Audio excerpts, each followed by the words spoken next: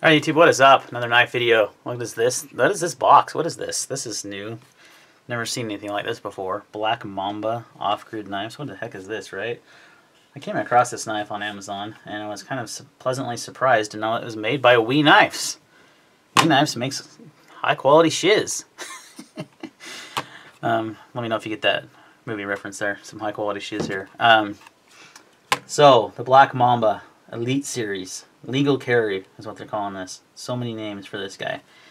Who is the heck is off-grid knives? I've never heard of them until just recently. Most of the stuff they make is, so they're made in, they're out of California, and typically the stuff they make is kind of more budget friendly. This is their first premium knife, and it's made by We, and designed by Off-Grid Knives. So there you go.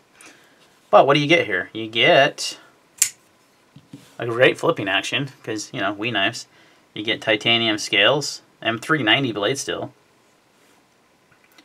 Some really interesting, like, golf ball dimpling on the handles, which actually is kind of nice. It feels good in the hand. Some good jimping back here. I don't love this crazy jimping up here. I think that's just for aesthetics, right? Deep carry pocket clip, that's titanium. You got a titanium backspacer. It is on ceramic bearings, and it has a really good action. Wow. You can get all that for $189. That's actually a pretty good deal. I mean, honestly, M390 in that price range is a good deal.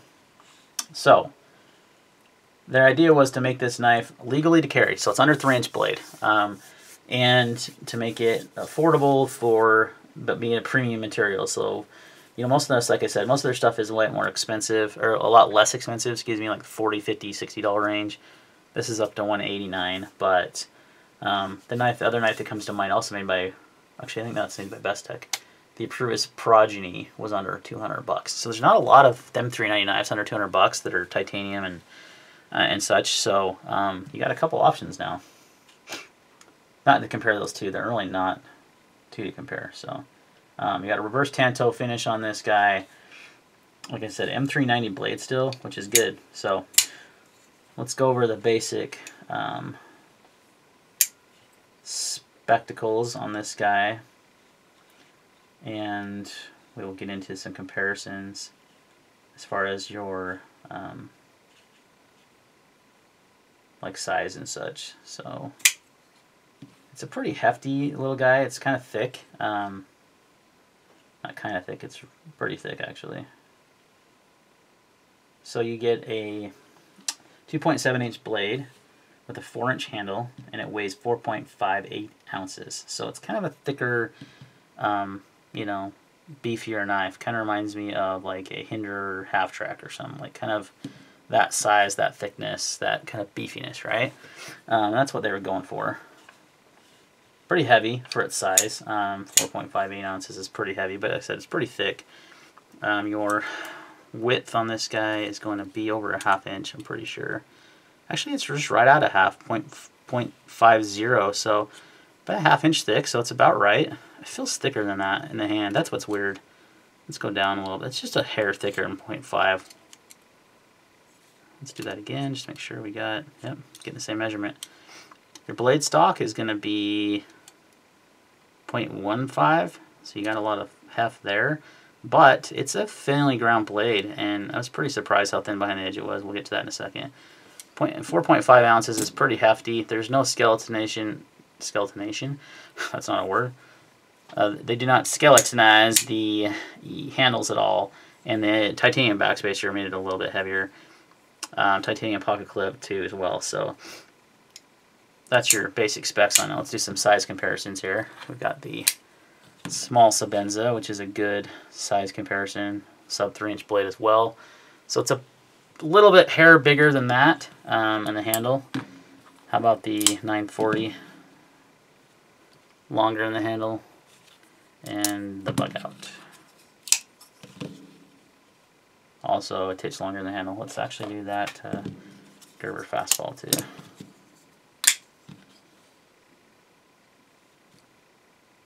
About the same. A little bit bigger on the Gerber. So these both have about a 4-inch handle. That's kind of weird. It must be just the way it looks on my eyes. So there's some size comparisons for you. Okay, so here's the first thing you're going to know. If you're buying a We knife, you're going to get good fit and finish. That's all there is to it. This is made by We and made in small numbers, so typically that even increases that chance. It's all black DLC coated, everything, the titanium, the handle. There's a DLC stonewashing on the blade, which is nice. You got the off-grid logo. And then that's really it. You got a pretty clean blade. It does say M390, really small down there. It did come very, very sharp out of the box, which is nice. So the fit and finish is really good, but you kind of expect that. The centering was perfect. You know, you expect that from We. You don't buy a We knife and say, I wonder if I'm going to get a good, you know, I've never had one that hasn't been excellent fit and finish. So you get that. How are the ergonomics on the knife? They're actually really pretty good. Pretty comfortable handle. You can have a medium-sized hand, and it fits right about good. If you had a larger hand, you might be able to wrap that pinky around right there, so I think it could fit bigger hands as well with the way that the handle is designed. It's one of those weird knives, though. Like, it feels thicker than the hand. I mean, it's ½ inch thick, which is pretty standard, right? And it doesn't feel... It feels thicker than that, but it's not, as measurements prove. So maybe it's the dimpling in the scales, I don't know, that give it that feel, but it feels really comfortable. Feels really comfortable in the hand. They even said on their website, it's good for reverse grip. I think that's funny, but whatever. There is jimping on the frame here, and you do get... This kind of acts as jimping up here, this crazy like pattern that they got going on. You know, another knife that has that exact pattern is that new Buck Spitfire. So kind of interesting to see that on two different knives. Aesthetics, how does it look? I think it's different, and it's kind of cool. It's all blacked out and, you know, DLC finished, and the dimpling on the scales is pretty cool. I kind of like it. It kind of stood out to me as like, that's kind of interesting. Got some nice chamfering here for the lock bar cutout. It does have a lock bar insert as well. And yeah, I think aesthetically it's different. I like reversed hand toes, hence the 940. It's pretty close to being a Warncliffe blade. It's right on the, I mean, some people might even consider it. They call it reversed hand toe. It does have a little bit more belly than a Warncliffe, so there's that. So aesthetically, I think it's different, and it's, you know, it may appeal to some, may not appeal to others. So it's kind of in the eye of the beholder there, I think. How are the actions? Well, they're typical We. Really good flipping. They got that detent dialed in. Really, really smooth. The flipper tab is massive, though. I'm going to definitely knock points for this because it just sticks out way too far. It does have nice jimping on it, and you can light switch it, and you can push button it. It works both ways. And again, the action is really good. That's really the only way you're opening this unless you're doing the two-hand method. There's no other really method of deployment there. So the action is good, and it's on bearings. And again, We knives, so you expect it to be good.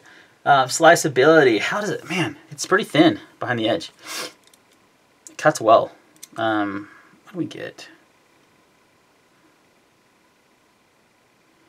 0.0235. 0.0220 back there. There's always going to be a little variance, but there shouldn't be a ton, right? Because otherwise the grind's crazy weird. And 0.026 by towards the tip.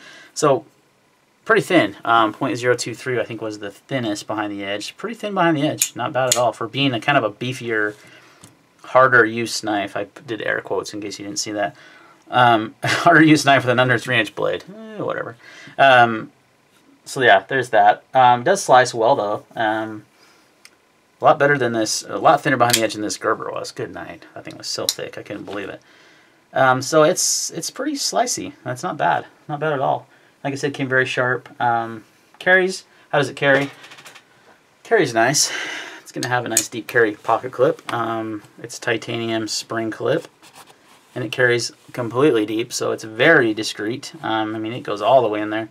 And it's got good retention, maybe a little stiff, but not bad. Pretty good overall.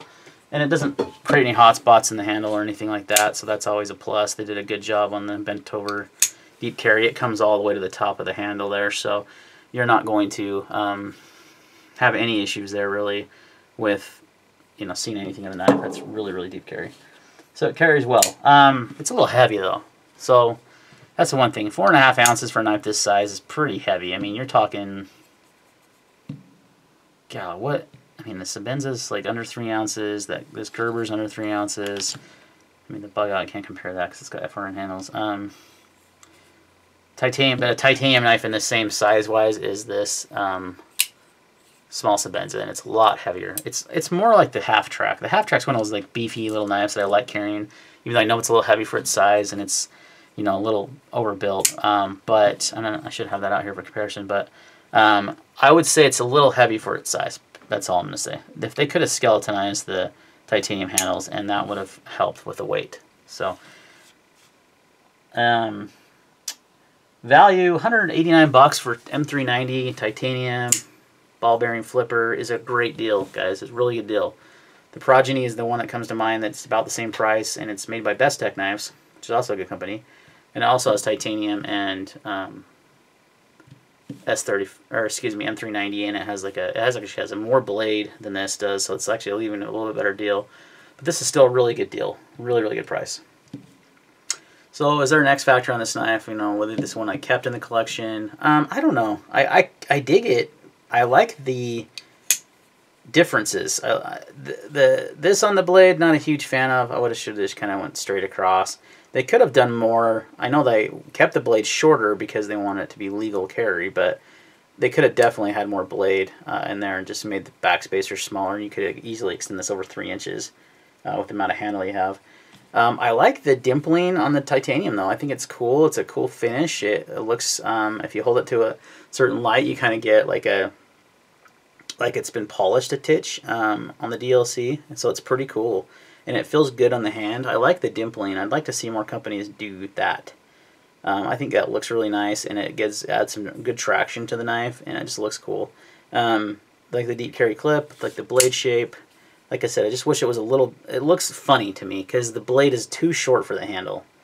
You know, I know that why they did it, but they could have made it a little bit longer and taken out some of that backspacer, and it would have looked better to me. So aesthetically, it's different. I like that part of it, and I think it's not a bad looking knife at all. So it's, you know, does it have that X factor? When you consider the value and the materials and the, you know, the manufacturer, the comfort of the handle, the you know, yeah, I could see this one. I don't know. I'm on the fence. I'm on the fence on this one still. We'll see. But a pretty good knife overall, and an interesting offering from Off Grid Knives. I mean, this is their first premium model. I haven't reviewed the other stuff. All of their knives are available on Amazon as well as their store. I'll put a link in the description for this one below. So if you're interested in pick one up from that link, and that helps the channel out. Thanks for watching, guys. See you next time.